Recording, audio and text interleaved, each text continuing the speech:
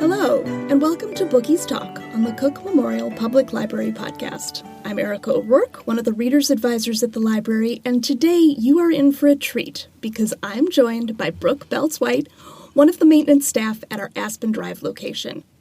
One of the highlights of my week is getting to chat with Brooke about what she's been reading, and I'm delighted that you'll be able to listen in on our conversation today. Brooke, thanks for coming. Before we dig into our books, can you tell me about yourself as a reader? Well, I'm always learning what I am like as a reader, I would say.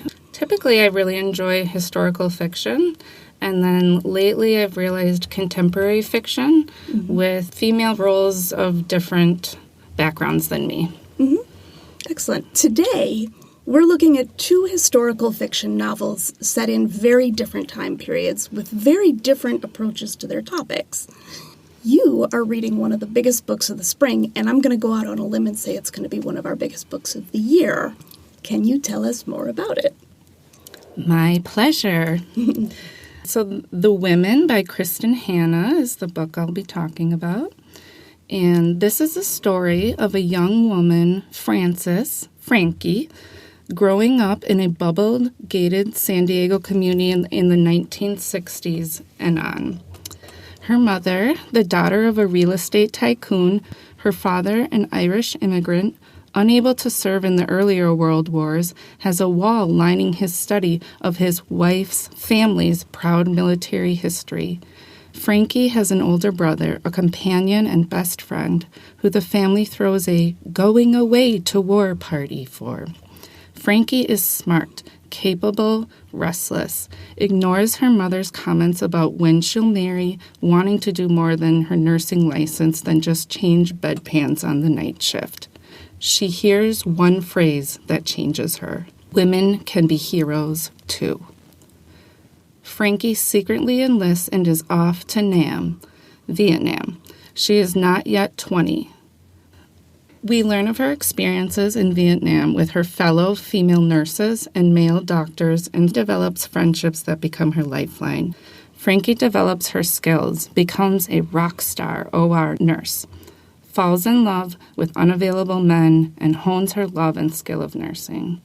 She has seen more blood, literally squishing between her toes in her socks, separated more limbs, done more surgeries by flashlights than most RNs in the emergency room will see in a lifetime.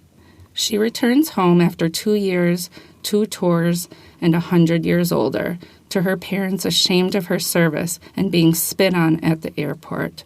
Doctors back home and psychiatrists aren't understanding that women were in Vietnam at all, let alone able to experience the PTSD if you weren't in active combat. Her dad has told everyone she went to Florence for the past 2 years. Italy.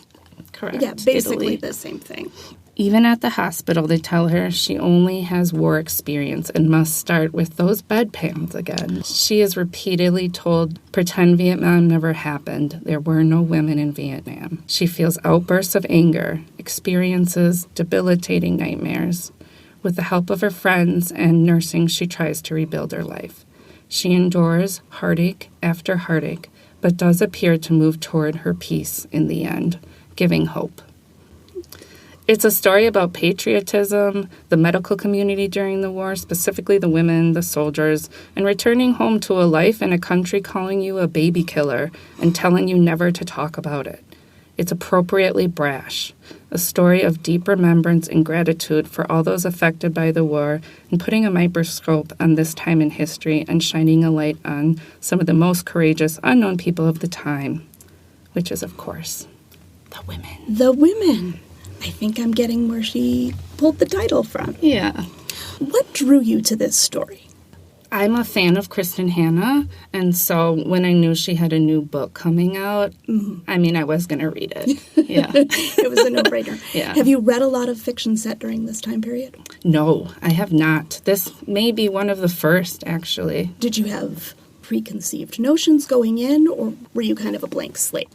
Well, I had been told it was about a nurse serving in Vietnam, and I do have the basic knowledge of what a controversial war that was and how the mental health response to people coming back from that war was very different than the response that soldiers come back to today. Do you think it's going to shift people's perception of what those veterans endured and how best to support them? It certainly gave me a deeper understanding and empathy for what they went through while they were there and the environment to come home. It really showed how new the field of mental health is and how much further we need to go. They hadn't come out with a post-traumatic stress disorder prior to the Vietnam. Really? Yeah. I mean, I've read a lot of World War II era fiction, and so it's always they had shell shock. Yeah.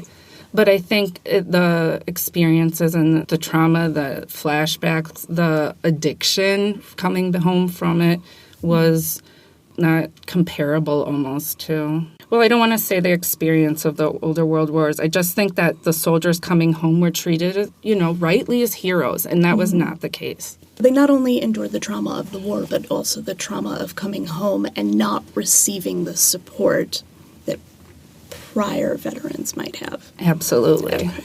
That makes a lot of sense. And it sounds like even worse than for the women. Repeatedly in the book, she was told by, people of esteem, male doctors, women weren't in the war. And she said, I am here. I was there. Did you ever watch China Beach? No, but a coworker has since talked to me about it. China Beach was excellent. It was set in the medical community during the Vietnam War, and you really had these great, nuanced female characters. The coworker said it was excellent, and we have all 4 seasons at Cook. Oh, we do? I didn't realize that. Fantastic.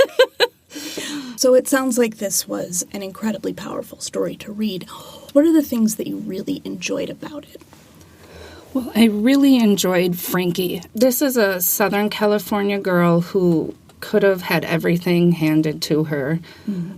She could have sipped her iced teas looking at the ocean by a house provided by her parents, and she did the exact opposite. I also liked it shows the fierceness of women and in nursing, because the thing that really gets people through is that emotional strength. They did well in the book about how she would wear perfume because a smell of that for the men in the neuro unit might spark something of their mom or their wife or their sister. It showed the importance of human connection. Mm-hmm. I liked the evolution of her relationship with her parents. It showed how things can be uncomfortable and things take time, but that's okay too. They were able to keep moving forward, and I really appreciated that.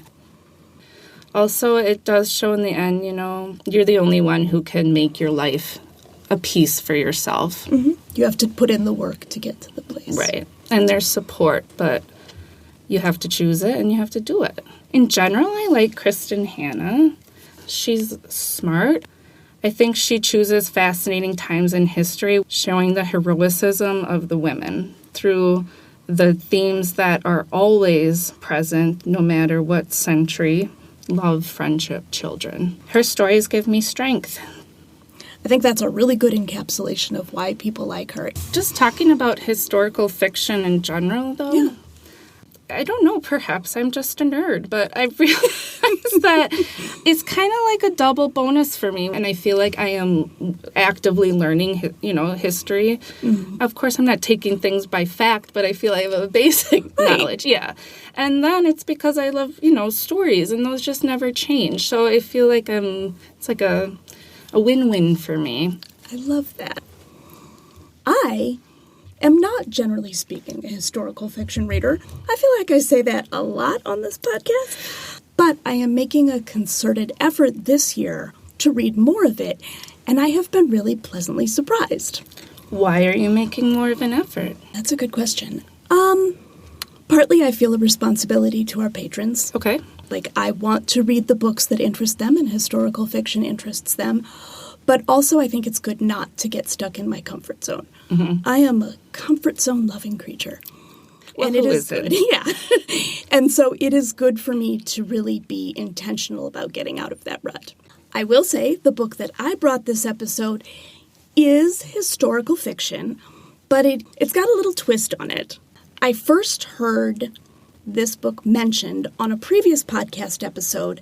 Hannah, another one of our readers' advisors, said that it was one of the books she was most looking forward to in 2024. That book is Cahokia Jazz by Frances Spufford, and as soon as she described it, I was hooked.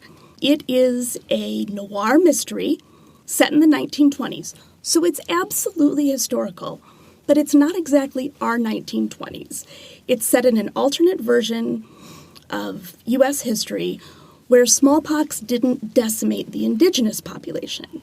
Instead, they thrived. And so what you see is that what was a small Native American settlement in our history is instead Cahokia, a sprawling metropolis just across the Mississippi River from St. Louis. It's part of the United States, but it's run by Native Americans. It's fascinating. That is awesome. And it's great because the change didn't happen in 1920. The change happened much earlier. And so all of those changes have had time to take root and really transform our world in ways big and small. But it's also the story of Joe Barrow. He is a veteran of World War I. He's a jazz musician, and he's a detective with the Cahokia Police Department. And he and his partner are tasked with solving a grisly murder that has the potential to start a race war in the city. The victim was white, but he was killed in a ritualistic manner that suggests it would have been a Native American person who did it. So a Takuma is what they're called in this world. And so the Ku Klux Klan is really eager to get everybody whipped up and ready to retaliate and start a whole lot of trouble. The thing is, nothing in Cahokia is what it seems, and that includes Joe himself. He looks Native American, but he was raised in an orphanage, and so he doesn't speak their language. He doesn't truly understand their culture. He doesn't quite fit in anywhere. He's very smart, but he's also really big and imposing, and that's all anybody sees. They don't recognize his intelligence. And he doesn't necessarily believe it himself, especially at the outset. So over the course of this novel and investigating this crime, he has to sort of cobble together his sense of self and his sense of purpose. And in doing so, he's drawn into all three of these worlds, white, black, Native. He has to go into all of them in order to put the puzzle pieces together and solve the crime. And he's such an appealing character, so earnest, so conflicted, so open in a way that a lot of the other police detectives aren't. Watching him come into his own is absolutely a highlight of the novel. He becomes a hero, and we get a front row seat. The novel unfolds over the course of a single week, and it makes Cahokia come alive. It's vivid and rich, particularly in the way that Native culture has woven itself into the city's structures, their streets, their architecture, how the government functions. That is so intriguing. It's really compelling. And this is an odd thing to say, I am a softie for noir fiction. I love those gritty, grim, sort of morally gray characters and My mom does too. Yeah, I love them. It's gritty. Sometimes it's very violent. There is a femme fatale and a city rife with corruption, and that's just, every single one of those is a beat I love to see it hit. When you said, like, the three different worlds that he's going into, I immediately want to know what those worlds look like and how he is navigating them and how they change him. It's this fascinating overlap because you see what it's like to be white and powerful in this city, and you see what it's like to be white and dirt poor. And you see the same thing in the Native community. So you see what it is like to be sort of a person on the edges of society, both in terms of class and race. And you also get this fascinating perspective of the Native power players in town. Oh, I loved it. That's what I want to hear, the Native laws and ideas and how that is implemented. Yeah, it's great. This is a jazz-age novel. There are jazz clubs, there's speakeasies, there's piano playings. And it all features very prominently because Joe is a musician, and that's a pull that he feels. He's multidimensional, that Joe. He is multidimensional. But the structure of the novel also feels like a jazz composition. You see him go to different parts of the city and bring back elements of each of those trips. And so I talked to someone who said he spends a lot of time going, from point A to point B and back to the middle and then to point C. And he does. And each of those trips brings back something that changes him, that changes the course of the case. And so it felt like a jazz composition in a way. And I just find that incredibly fresh and really interesting. I'd like to read it again. I think I'd pick up even more on a second round. It sounds that there's layers within layers in there. And also very poignant to the time that we're in now, too, I feel like. Things happen and they have a lot of ability to separate people. Yes. And I do think this is a novel about how to reconcile different aspects of a person's identity and of a city's identity and sort of the value that each of those bring. A reason I like historical fiction in general is perhaps a cliche, but just to prevent things from happening again, you have to really examine the past, and that's what I think historical fiction can do for people. Absolutely. It gives us a lens and hopefully a warning. Yes. If you are a fan of dark mystery fiction, like Lou Berney, S.A. Cosby, Dwyer Murphy, that has both a compelling plot but also a literary element to it, this is probably a great read-alike. And then Michael Chabon wrote The Yiddish Policeman's Union, which was another sort of alternate history detective novel. That's kind of a no-brainer read-alike. All of these stories are really smart crime fiction, and I think that absolutely is where this one lands as well. Well, thank you, Brooke, for coming in today and talking with me, and thank you all for listening. We'll be sure to put links to all of these titles in the show notes. If you're looking for more great reads, fill out our Ask a Bookie form on the website, and we'll give you a personalized list of suggestions, no matter what kind of book you're in the mood for. You can also find us at the library's website, Shelf Life the blog, or by emailing us at webmaster@cooklib.org. As always, you can support the podcast by sharing it with your friends and subscribing wherever you like to listen. We'll be back soon, but until then, keep reading, keep watching, and keep listening.